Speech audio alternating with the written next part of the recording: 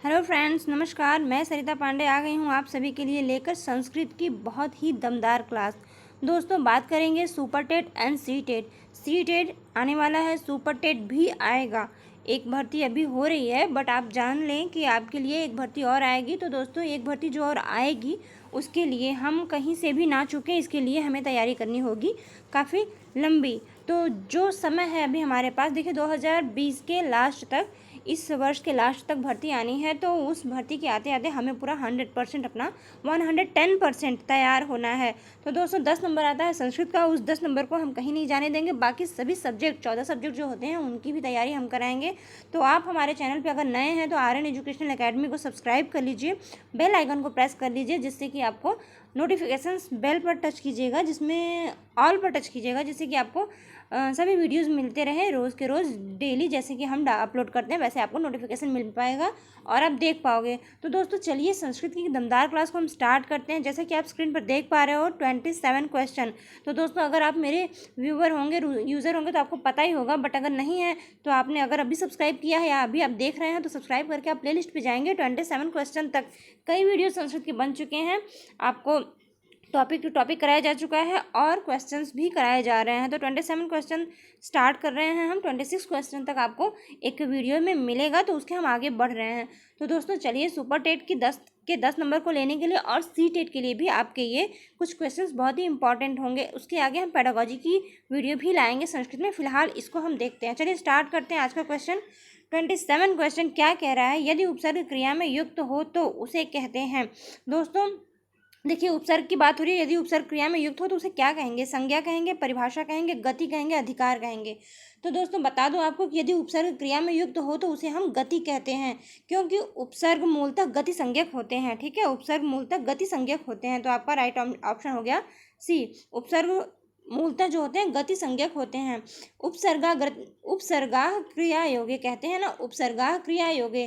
तो अर्थात भू धातु यदि आती है तो क्रिया के योग में उपसर्ग संज्ञक होता है। तो इस तरीके से आपका गति जो होगा वो उपसर्ग क्रिया में युक्त हो तो उसे क्या कहेंगे? गति कहेंगे। तो आगे बढ़ेंगे। पहले क्वेश्चन का आंसर हो जाएगा आपका सी ऑप्शन, गति। आगे बढ़ेंगे, दूसरा क्वेश्चन देखेंगे हम। वर्णमाला में वर्ण संख्या है। वर्णमाला में कितनी वर्ण संख्या है? 11, 13, 46 और 33। तो वर्णमाला में वर्ण संख्या तो आप जानते ही होंगे दोस्तों, वर्णमाला में वर्णों की संख्या 46 है। तो आपका राइट ऑप्शन क्या हो गया? राइट ऑप्शन हो गया आपका सी। वर्णमाला में वर्णों की संख्या 46 है। देखिए, बताते चले आपको कि व्यंजन अर्थात जिसको हम संस्कृत में हल कहते हैं, स्पर्श व्यंजनों की संख्या 25 हुई। स्पर्श व्यंजनों की संख्या 25 है तो 25 में क वर्ग, ट वर्ग, च वर्ग, त वर्ग, प वर्ग, ये 5 वर्ग आते हैं। उसके साथ साथ ऊष्म व्यंजनों की संख्या 4 है। श, ख, श, ह। और अंतस्थ व्यंजन भी 4 होते हैं, य, व, र, ल। और संयुक्त व्यंजन 3 होते हैं, छ, त्र, ज्ञ। तो ये 2 व्यंजनों के योग से बने होते हैं संयुक्त व्यंजन। आप जानते हैं छ जो बनता है क और षटकोण श के योग से बनता है, और छ, त्र जो होता है त और र के योग से बनता है, ज्ञ जो होता है ज और इ के योग से बनता है। और इनकी जो गणना है ये नहीं की जाती है, व्यंजनों के योग से बनते हैं इसलिए। अब स्वरों की संख्या 13 प्लस व्यंजनों की संख्या 33, तो हुआ कितना दोस्तों? बताइए। स्वरों की संख्या 13 प्लस व्यंजनों की संख्या 33, कितने हुए आपके? तो 336 हो गए, एंड यहाँ 4 हो गया, 46। तो ये आपका 46 हो जाएगा। दोस्तों, यहाँ पर सिर्फ ना हम क्वेश्चन बताएंगे बल्कि हम व्याख्या करेंगे, पूरा एक्सप्लेन करेंगे। चारों क्वेश्चन से आप काफ़ी कुछ सीख पाएंगे। तो बने रहिएगा हमारे साथ और देखेंगे हम नेक्स्ट क्वेश्चन। तो यहाँ से आप जान पाए व्यंजन और स्वर, अंतस्थ, ऊष्म सभी के बारे में। और आगे बढ़ेंगे, देखेंगे नेक्स्ट क्वेश्चन। उपसर्ग धातु के साथ कहाँ आता है? उपसर्ग जो है धातु के साथ कहाँ आता है? कभी कभी दोस्तों ऐसे क्वेश्चन से कंफ्यूज हो जाते हैं कि उपसर्ग धातु के साथ कहाँ आता है। तो देखिए ना, पहले पीछे नहीं लग सकता, आगे पीछे दोनों तरफ लग सकता है। अब बताइए उपसर्ग होता क्या है? उपसर्ग धातु के साथ तो लगता है, आपको पता है उपसर्ग और प्रत्यय ये 2 चीज़ें हैं। तो कौन सा आगे लगता है, कौन सा पीछे लगता है, या लगता ही नहीं है, या आगे पीछे दोनों तरफ लगता है? बताइए। तो देखिए, उपसर्ग जो होता है आप जानते हैं, उपसर्ग जो धातु के साथ है, जो किसी शब्द के आदि में आकर, आदि का मतलब क्या हुआ? आदि का मतलब होता है पहले, और प्रत्यय कहाँ लगता है? बाद में। तो उपसर्ग कहाँ लगेगा? पहले लगेगा। किसी शब्द के आदि में आकर उसका अर्थ परिवर्तित कर दे। देखिए कोई सार्थक शब्द होता है, उसमें अगर हम शुरुआत में लगा देते हैं, जैसे विवेक है, अविवेक कर दिए हम, तो विवेक मतलब ज्ञान होता है, एक सार्थक शब्द है। अ लगा देने या अ हटा देने से कोई फर्क नहीं पड़ा उसमें, लेकिन अ लगाने से तो अविवेकी बन गया, अर्थात अज्ञानी बन गया। लेकिन अ को हटा देने से कोई फर्क नहीं पड़ा, वो विवेक अर्थात ज्ञान एक सार्थक शब्द है, न कि उसका अर्थ निरर्थक वो नहीं हुआ। तो सार्थक शब्द के आगे लगाते हैं जो शब्द, जो एक अक्षर या शब्द, तो वो हो जाता है उपसर्ग, और पीछे लगाते हैं तो प्रत्यय। तो यहाँ पर उपसर्ग और प्रत्यय की बात हो रही थी, तो यहाँ बात है उपसर्ग की, तो आपका राइट ऑप्शन हो जाएगा पहले ए ऑप्शन। तो देखें जैसे कि ह्री से पहले प्र, आ, वी, सम, परी उपसर्ग अब जानते हैं ना, उपसर्ग लगाने से क्रमशः क्या बनेगा? प्र लगा दें प्रहार, आ लगा दें आहार, स लगा दें संहार, वी लगा दें तो विहार। ये सारी चीज़ें क्या है? हार अगर है तो उसमें लगाने से क्या क्या बना? परी लगा दिए तो परिहार। ऐसे बनते हैं उपसर्ग आपके। तो अर्थों में बिल्कुल ही भिन्न भिन्न है ये, लेकिन उपसर्ग लगा देने से अलग अलग शब्द बन गया। तो आपका पहले लगता है। आगे बढ़ेंगे, देखेंगे नेक्स्ट क्वेश्चन। छोटी से छोटी व्यक्त ध्वनि, छोटी से छोटी व्यक्त ध्वनि को कहते हैं, छोटी से छोटी व्यक्त ध्वनि को क्या कहते हैं? तो देखिए छोटी से छोटी ध्वनि जो होती है वो वर्ड कहलाती है। आपको मैं कई बार बता चुकी हूँ, ऐसे छोटे से क्वेश्चन में दोस्तों गलती मत कीजिएगा। वर्ड से शब्द बनता है, शब्द से वाक्य बनते हैं, और वाक्य से पद बनता है। तो इस प्रकार से बनता है। छोटी से छोटी जो ध्वनि होती है उच्चारण की हुई, जिसके और टुकड़े नहीं किए जा सकते, वो सबसे लघुतम ध्वनि होती है, वही होता है हमारा वर्ड। तो आगे बढ़ेंगे हम। ये क्वेश्चन तो हो गया वर्ड। छोटे छोटे क्वेश्चन है दोस्तों, बट मोस्ट इंपॉर्टेंट है, और क्वेश्चन एग्जाम में ऐसे ही बनते हैं, यही सारे आते हैं सुपर टेट में, तो ऐसे ही क्वेश्चन बनने वाले हैं। तो ऐसे ही क्वेश्चंस की सीरीज़ के लिए हमारे साथ बने रहेंगे, सब्सक्राइब करेंगे हमारे आर्यन एजुकेशनल एकेडमी को सुपर टेट की बेहतर तैयारी के लिए, और ऐसे ही क्वेश्चंस हम देंगे जिससे कि आपकी बहुत ज़्यादा क्वेश्चन मिलेंगे और आपकी पकड़ बन जाएगी। बस देखते ही आप आंसर लगाओगे। देखो कुल स्वर संख्या है, कुल स्वर संख्या है कह रहा है दोस्तों, तो कुल स्वर संख्या कितनी होती है? 5, 10, 13 या 33। देखिए बात करते हैं यहाँ पे माहेश्वर सूत्र की, तो माहेश्वर सूत्र के अनुसार स्वर संख्या 13 है। और ये कौन कौन से हैं? अ, आ, ई, उ, री, री, ओ, अंग, अह। अब अंग अह जो होता है वो अयोगवाह कहलाते हैं। माहेश्वर सूत्र के अनुसार मूल स्वरों की संख्या 4 है तथा 9 स्वर हैं। तो यहाँ पे दोस्तों आपका सी ऑप्शन सही हो जाता है कि स्वर जो होते हैं वो 13 होते हैं। दोस्तों ध्यान दीजिएगा कि यहाँ पर संस्कृत पढ़ रहे हैं आप, तो माहेश्वर सूत्र के अनुसार आप देखेंगे कुल स्वर की संख्या 13 है। तो राइट ऑप्शन आपका हो गया सी। ओके, आगे बढ़ेंगे। उपसर्ग क्या है? देखिए उपसर्ग क्या है, उपसर्ग से अभी आपने कुछ क्वेश्चन देखा, अब देखेंगे कि उपसर्ग है क्या। क्या उपसर्ग अव्यय है, शब्द है, प्रत्यय है या कृदंत है? तो उपसर्ग के बारे में अभी मैंने आपको बताया, उपसर्गा क्रिया योगे। क्या हुआ? उपसर्गा क्रिया योगे, अर्थात क्रिया जो भू आदि धातुओं के योग में उपसर्ग संज्ञक होता है। तो उपसर्ग धातु के पहले जुड़ते हैं, तो धातु का अर्थ बदल देते हैं। तो हुआ क्या? आपका पहला हो जाएगा, उपसर्ग जब जुड़ते हैं तो अव्यय होते हैं ना, उपसर्ग अव्यय होते हैं, बदल देते हैं उनका अर्थ धातु में जुड़ करके। तो ये आपका राइट ऑप्शन फर्स्ट हो गया, उपसर्ग अव्यय होते हैं। ख कौन सी ध्वनि है? ख कौन सी ध्वनि है? क्या ख मूर्धन्य ध्वनि है, तालव्य ध्वनि है, दंत्य ध्वनि है, कंठ ध्वनि है? दोस्तों उच्चारण स्थान का वीडियो जरूर देखिएगा, आई बटन पे मैं आपको लिंक दे देती हूँ। उच्चारण स्थान का वीडियो आप देखेंगे, आप अच्छे से समझ पाएंगे कि ख कौन सी ध्वनि है। देखिए ख शब्द का उच्चारण स्थान जो होता है कंठ होता है। तो कंठ आपका कहाँ है? कंठ है आपका, डी ऑप्शन। आपको सूत्र बताते चले, अकुह विसर्जनीय नाम कंठ। अकुह विसर्जनीय नाम कंठ का अर्थ होता है अ, आ, और कंठ के साथ साथ कंठ में आपका आ जाएगा क वर्ग का सभी, क, ख, ग, घ, अंग, अकु विसर्जनीय नाम और विसर्ग, ये सभी हो जाता है कंठ। आ भी इसमें आ जाएंगे, तो ये सभी आपके आ जाएंगे कंठ में, अकु विसर्जनीय नाम कंठ। तो ये आपका ख पूछा गया, तो यहाँ हो जाएगा कंठ ध्वनि। ठीक है, तो अब देखिए इसके बारे में आपको बताएं कि उच्चारण करते समय भीतर से आती हुई जो श्वास होती है वो मुख के अवयव विशेष से, कभी कभार नासिका से भी विकृत करके निकलता है। तो जिन जिन अवयवों से विकार उत्पन्न किया जाता है उनके नादों का जो स्थान होता है उसी को हम कहते हैं। अ, क वर्ग बताया भी आपने मैंने, क ख ग घ अंग ह और विसर्ग का उच्चारण कंठ से होता है, इसलिए उन्हें हम कंठ ध्वनि कहते हैं। तो यहाँ आप समझ पाए होंगे, उच्चारण स्थान का ये वीडियो जरूर देखिएगा, उससे आप पूरी तरीके से आप समझ पाएंगे कि उच्चारण स्थान में क्या कुछ है। देखो चर प्रत्याहार में निम्नलिखित वर्ड आते हैं। चर प्रत्याहार में कौन से वर्ड आते हैं? प्रत्याहार की वीडियो भी आपको मिल गई होगी दोस्तों, अगर आप देखेंगे प्लेलिस्ट में तो संस्कृत के प्लेलिस्ट में प्रत्याहार भी बना हुआ है, आप समझिएगा वहाँ से देखकर। तो प्रत्याहार में निम्नलिखित वर्ड आते हैं। अब चर प्रत्याहार की बात हो रही है, बात करें चर प्रत्याहार की, तो चर प्रत्याहार में क्या होगा? चर का अर्थ आदिरंतेन संहिता के सूत्र से चर प्रत्याहार का अर्थ होगा च से शुरू होगा और ऐसे ऐसे करते करते र पर समाप्त होगा, तो ये च होगा और ये र होगा। अब बताइए कौन सा सूत्र है? च ट त क प श ख आते हैं। संस्कृत व्याकरण को माहेश्वर शास्त्र कहा जाता है। देखिए माहेश्वर सूत्र का अर्थ है शिव जी पाणिनि की उपासना से प्रसन्न होकर 14 जो बार डमरू बजाए थे, उसी से जो ध्वनि निकला था वह 14 सूत्रों के रूप में हुआ था। तो माहेश्वर सूत्र के अंतर्गत कुल 42 प्रत्याहार बनते हैं उन्हीं 14 सूत्रों से। अयुड़, ऋलिक, अयंग, अयोच, हयवरट, लड़, यमंगलनम, झभैया, घड़दश, खफ छठ, तच ट तव। देखिए खफ छठ तच, चट के बाद आ रहा है च ट तव, कपय शशर हल। तो यही जो च ट तव शुरू हुआ यहाँ से, तो यहीं से हम लेना स्टार्ट करेंगे और बीच बीच में आप ध्यान देंगे कि इत संज्ञक को छोड़ते जाएंगे। इत संज्ञक छूटा हुआ है यहाँ पे, कौन सा इसमें आया है? तो आपका यहाँ पे च और र चर प्रत्याहार के अंतर्गत आ जाएगा आपका बी ऑप्शन, ये सही हो जाएगा। चर प्रत्याहार के अंतर्गत आपका आ जाएगा बी ऑप्शन, तो राइट आंसर हो गया आपका बी ऑप्शन। आगे बढ़ेंगे, नेक्स्ट क्वेश्चन देखेंगे। पाणिनि के अनुसार बाह्य प्रयत्नों की संख्या है।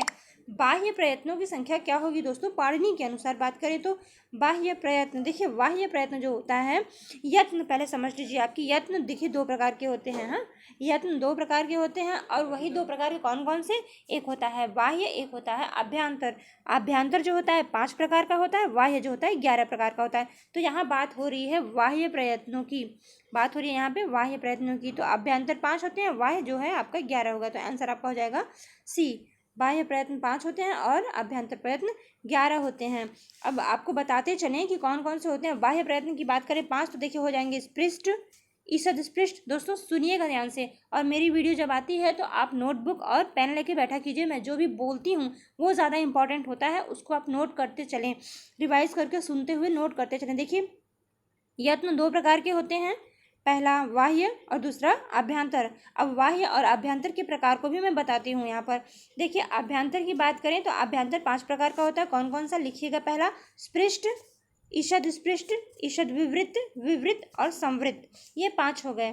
आपके बाह्य प्रयत्न की बात करें तो बाह्य प्रयत्न जो होता है 11 प्रकार का होता है। कौन कौन सा? नोट कीजिएगा। पहला संवार, विवार, नाद, श्वास, घोष, अघोष, अल्प प्राण, महाप्राण, उदात्त, अनुदात्त, स्वरित, ये 11 आपके हो गए बाह्य प्रयत्न।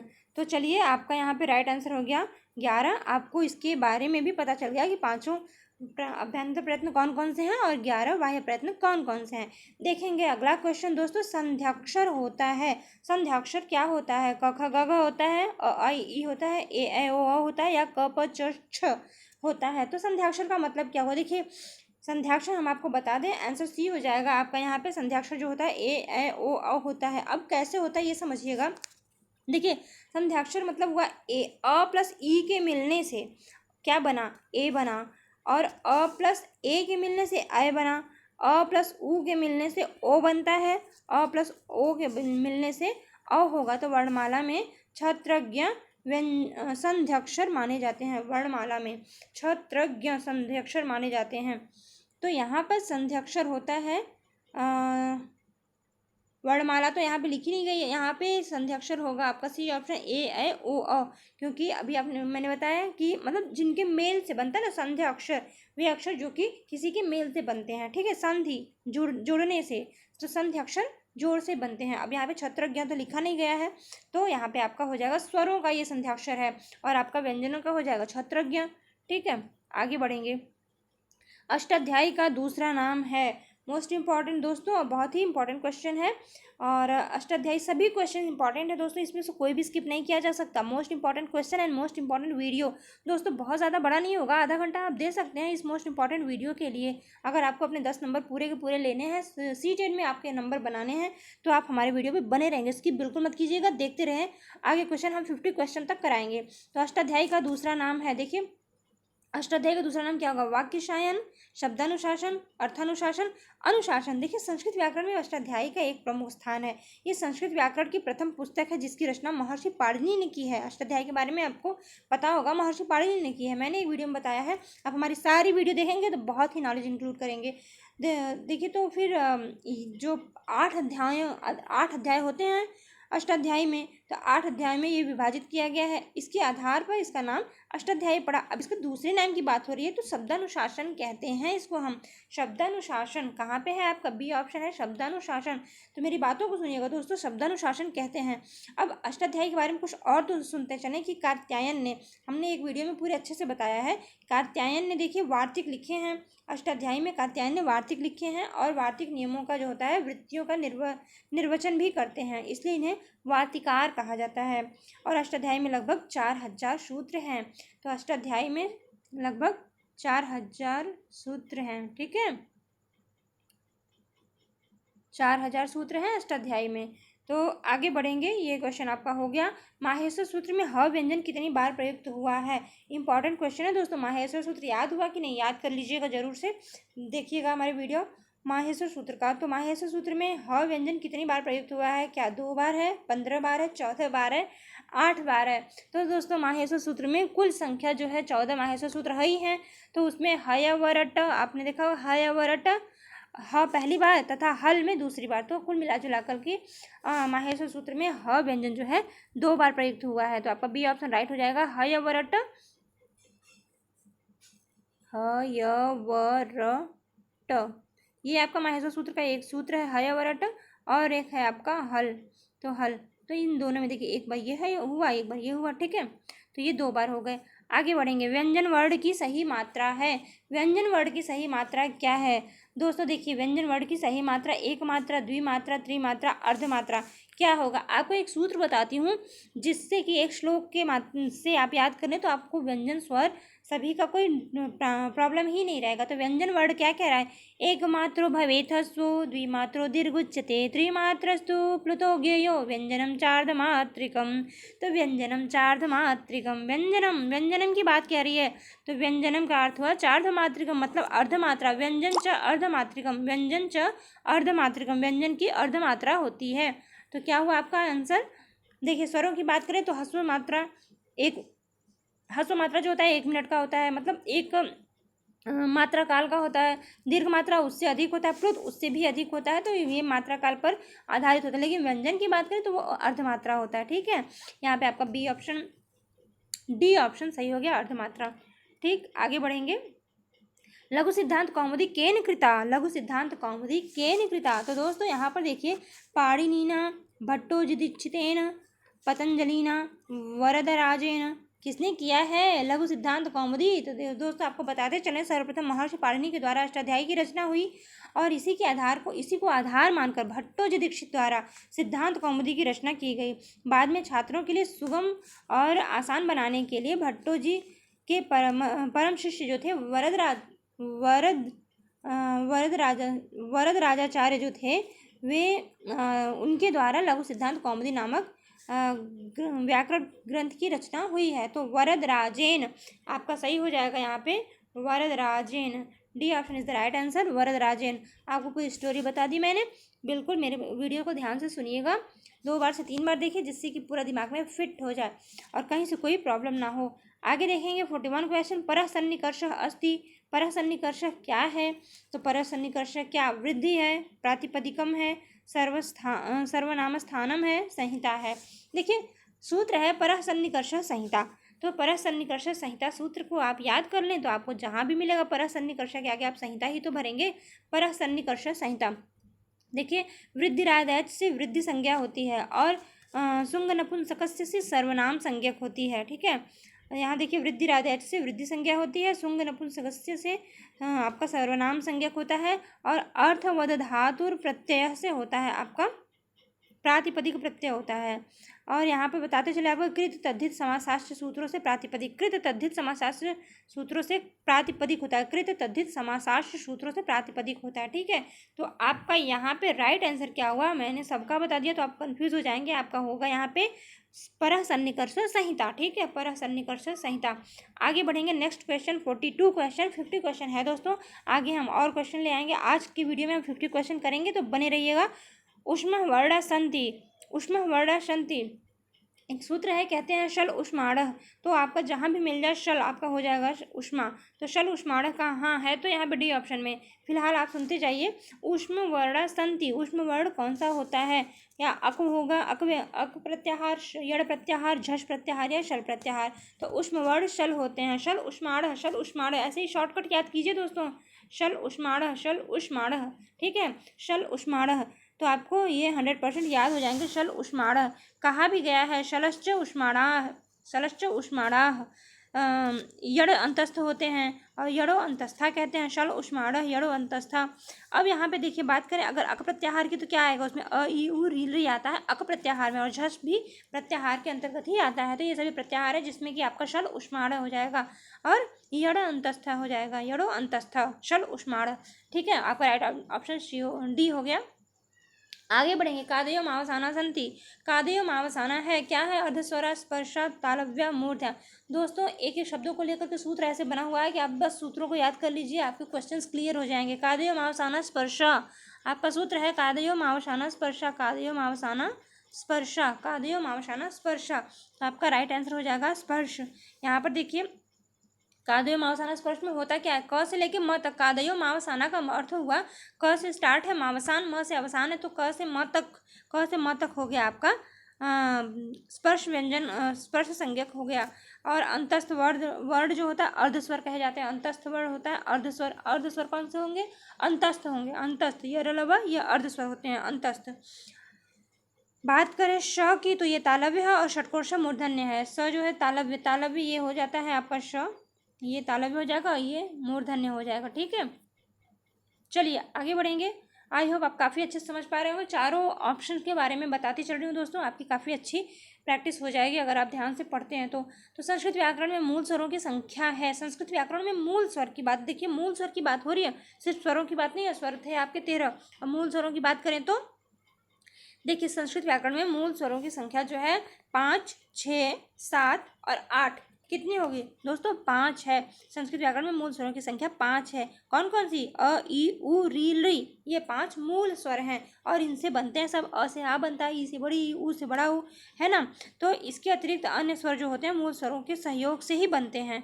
और ये जो अ ई उ री री है, इनको और भी संस्कृत में क्या कहते हैं बताइए जरा, बताइए कमेंट कीजिएगा, क्या कहते हैं, अ ई उ री री, इनको क्या कहते हैं, चलिए हम ही बता देते हैं, इनको अच कहते हैं, अच। आई उड़ री, हाँ, आई उड़ा री का ए होंगे, अच, अच प्रत्याहार के अंतर्गत आते हैं ना, तो इनको हम अच कहते हैं, स्वर है ना ये। आगे बढ़ेंगे, देखेंगे माहेश्वर सूत्रों में चौथा सूत्र है। चौथा सूत्र क्या होगा, सूत्र को पढ़िए दोस्तों। पहला आई उड़ा, दूसरा आई उड़ के बाद रील री का, तीसरा आई उड़ रील री का एयोंग, चौथा अयोच। कहाँ पे है अयोच, पहला ही तो है। तो अयोच माहेश्वर सूत्रों का चौथा सूत्र है। चौथा सूत्र है आपका अयोच। माहेश्वर सूत्रों की कुल संख्या 14 है। ये माहेश्वर सूत्र जो है प्रत्याहार बनते हैं इससे। तो प्रथम 4 सूत्रों में स्वर और अन्य सभी 10 सूत्रों में व्यंजन होता है। और इन सूत्रों में विद्यमान हलंत अक्षर जो होता है इत संज्ञक होते हैं दोस्तों। हलंत अक्षर आपको बताते चले, हमने बताया है अपने वीडियो में, प्रत्याहार की वीडियो में, जिनमें हलंत लगा हुआ है, जो वर्णांत हैं, जो सूत्रांत हैं, ये सभी इत संज्ञक हैं। तो 14 सूत्र, माहेश्वर सूत्र 14, तो इत संज्ञक की संख्या भी 14। क्वेश्चन बनते हैं इस तरीके से, याद रखिएगा, 14 माहेश्वर सूत्र तो 14 इत संज्ञक। आगे बढ़ेंगे, देखेंगे नेक्स्ट क्वेश्चन। नेक्स्ट क्वेश्चन है आपका, ग वर्ण का उच्चारण स्थान है। ग वर्ण का उच्चारण स्थान क्या है, ओष्ठ, दंत, कंठ, तालु। ग कहाँ आता है, क ख ग, क में आता है तो क से हो जाएगा आपका अकुह विसर्जनीयानाम कंठः। अकुह विसर्जनीयानाम कंठ के अंतर्गत आपका आ गया सी ऑप्शन। सी ऑप्शन में हो जाएगा आपका कंठ। तो ग वर्ण का उच्चारण स्थान दोस्तों हमेशा ऐसे ही पूछता है, क नहीं पूछेगा, च नहीं पूछेगा, क्योंकि वर्ड के स्टार्टिंग में है तो आपको कंफ्यूज करने के लिए वर्ड के अंदर घुस करके पूछा जाएगा। वर्ग के अंदर, क वर्ग के अंदर आता है क ख ग घ अंग पाँचों, और च वर्ग के अंदर आता है च छ ज झ ञ पाँचों। तो च वर्ग के अंदर जो भी होगा छ ज ड ये सब उठा करके पूछा जाएगा। तो इसी तरीके से ग का हो गया आपका कंठ वर्ण। 40वां हो गया। इस तरीके से आगे बढ़ेंगे आपका दोस्तों, देखेंगे कि नेक्स्ट क्वेश्चन क्या है। निष्ठा संज्ञा किन प्रत्ययों की होती है। निष्ठा संज्ञा, कत कत वतु निष्ठा कहाँ है। निष्ठा संज्ञा की जब बात करें दोस्तों, निष्ठा संज्ञा की जब बात करें तो आ जाइए आप कत कतवधु निष्ठा, कत कतवधु निष्ठा। रट लीजिए, याद कर लीजिए, किसी भी तरीके से समझ लीजिए, कत कतवधु निष्ठा। ठीक है, आगे बताते चले आपको कि देखिए निष्ठा संज्ञा जो होती है कत कतवधु प्रत्ययों की होती है। कत कतवधु निष्ठा सूत्र ही है। अब सत्र सानज प्रत्ययों की सत कहते हैं, सत्र सानज प्रत्ययों को सत कहते हैं, सत्र सानज प्रत्यय को हम सत कहते हैं। ठीक है, हलन रहेगा। सत्र सानज प्रत्यय को सत कहते हैं, और तो सत सूत्र से सत्र सानज प्रत्ययों की सत संज्ञा होती है। यहाँ आपका हो गया कत कतवधु निष्ठा। अच प्रत्याहार में कितने स्वर होते हैं। तो अच प्रत्याहार में आपके 9 स्वर होते हैं। यहाँ पे आपको आंसर भी दिख रहा है, बट हम बताते चले आपको कि अच प्रत्याहार हम बता चुके हैं। प्रत्याहार प्रत्याहार, तो आप प्रत्याहार बनाना सीखिए। अच प्रत्याहार में 9 स्वर होते हैं। कौन कौन से होंगे बताइए। माहेश्वर सूत्र में वर्णित अच प्रत्याहार, जिसे स्वर के नाम से भी जाना जाता है, कौन से आएंगे। इनमें सम्मिलित वर्ड कौन से होंगे। अ ई उ ड़ी को छोड़ देंगे, रील री क को छोड़ देंगे, ए उंगा अंगा को छोड़ देंगे, ए ओचा है कि नहीं, छोड़ेंगे इन सबको। तो बनेंगे कौन से। देखिए यहाँ पे बन जाएगा आपका अ ई उ रील री ए ओ ए अ। प्रत्याहार के अंत का वर्ड जो छोड़ दिया जाता है तो छोड़े हुए वर्डों को हम इत संज्ञक कहते हैं। यहाँ पे आपका आंसर हो गया डी ऑप्शन। आगे बढ़ेंगे, देखेंगे नेक्स्ट क्वेश्चन। 2 क्वेश्चन और है दोस्तों, बस आपका 50 क्वेश्चन हम पूरा कराने वाले हैं। माहेश्वर सूत्राणाम पारंपरिक नामास्ति प्रशस्यतरम। माहेश्वर सूत्राणाम, देखिए माहेश्वर सूत्र में पारंपरिक नामास्ति, जो पारंपरिक नाम है वो है क्या। तो वर्ण भेद होता है माहेश्वर सूत्र में, वर्ण का भेद ही तो है माहेश्वर सूत्र में। आपका यहाँ पे वर्ण भेद हो जाएगा। कैसे हो जाएगा ये हम समझाते हैं आपको। देखिए माहेश्वर सूत्र का जो पारंपरिक नाम है वर्ण भेद है। ये याद करने की चीज़ है कि माहेश्वर सूत्र का पारंपरिक नाम वर्ण भेद है। अब माहेश्वर सूत्र जो है वर्ण समान्वय बोलते हैं, वर्ण समान्वय। तो शिव सूत्र भी बोलते हैं, प्रारंभिक कहरा कहते हैं, इत्यादि नामों से जाना जाता है। शिव सूत्र शिव जी के डमरू से निकला, इसलिए शिव सूत्र कहते हैं। ठीक है, तो ये हो गया आपका वर्ण भेद कहते हैं। वर्ण समान्वय अगर कह के आता है तो वो भी आपका सही होगा। ठीक है, आगे बढ़ेंगे। देखिए next question 50 question and last question. श इति वर्ण से उच्चारण स्थानम अस्ति। तो श जो है ये वर्ण जो है उच्चारण स्थान में किस जगह पर होगा। इति वर्णस्य उच्चारण स्थानम अस्ति, क्या होगा इसका। तो आपका हो जाएगा श षटकोश, मैं आपको बता चुकी हूँ। ये आपका हो जाएगा मूर्धा। इचु यशानाम तालु ऋतु रसाणाम मूर्धा। अको विसर्जनीयानाम कंठ, याद कीजिए सूत्रों को। अको विसर्जनीयानाम कंठ, इचु यशानाम तालु ऋतु रसाणाम मूर्धा। ये षटकोण मिल गया आपको। ऋतु रसाणाम मूर्धा, ऋतु लसानाम दंत। तो यहाँ पे आपका हो जाएगा इचु यशानाम ऋतु रसाणाम मूर्धा। तो ये आपका था 50 क्वेश्चन। इसमें देखिए ऋतु रसाणाम मूर्धा में होता क्या क्या है। ट वर्ग आता है और र और श होता है। ऋतु रसाणाम दोस्तों याद रखिएगा कि ऋतु रसाणाम अगर मूर्धा कह रहे हैं तो ऋतु ट के साथ साथ ट ठ ड ढ अड़ ये सभी आ जाएंगे इसमें।